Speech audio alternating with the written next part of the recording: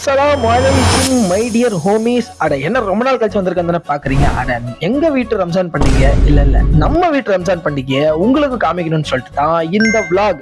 சரி ஆரம்பிக்கலாமா?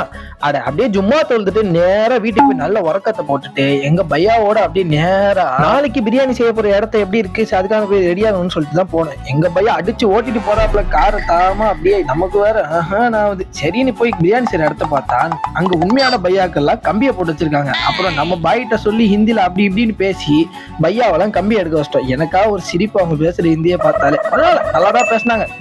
அட ஹோமிஸ், நீங்க பண்ண வேண்டியதுலாம் ஒரே ஒண்ணுதான். என்னன்னா ஃபாலோ, சப்ஸ்கிரைப், ஷேர், லைக், அது இதுன்னு கமெண்ட் எல்லாத்தையும் பண்ணி தெரிவிக்க விட்டுருங்க. அப்பதான் எனக்கு ஒரு மோட்டிவேட்டடா இருக்கும் வீடியோ போட. அப்படியே அந்த வேலையை முடிச்சுட்டு நேரா மசூதிக்கு வந்து அசர தொழுத்துட்டு மேல அப்படியே நோம்பு திறக்க போயாச்சு கைஸ். கடைசி நோம்பு மாஷா அல்லாஹ் அல்ஹம்துலில்லாஹ் நல்லா திறந்து முடிச்சாச்சு. வெளியே வந்த உடனே தக்பீர் சொல்ற சத்தம். ஒரு வழியா ரமலான் பண்டிகைக்கு வந்தாச்சு கைஸ். முதல்ல ஈத் முபாரக் கைஸ். அப்புறம் எங்க சித்தப்பா உங்களுக்கு ஒரு ஹாய் சொல்லணும்னு சொன்னாங்க. இதுக்கப்புறமா ரம்ஜான் வேலைகள்லாம் பயங்கரமா ஸ்டார்ட் ஆயிடுச்சு. அண்ணன் கிட்ட இஞ்சி உருக்கி கொடுத்தா வேதமா அப்படியே மெல்ல மெல்ல பார்த்து அப்படின்ற மாதிரி சிரிச்சுக்கிட்டே உரிச்சிட்டு இருந்தான். சரி ஓகே அப்படின்னு சொல்லிட்டு நான் எங்க வீட்டுக்கு வந்துட்டேன். எங்கன்னு தானே கேக்குறீங்க, நீங்களே பாருங்க. என்னாச்சு, ஒரு ட்ரேல எத்தனை முட்டை இருக்கும்?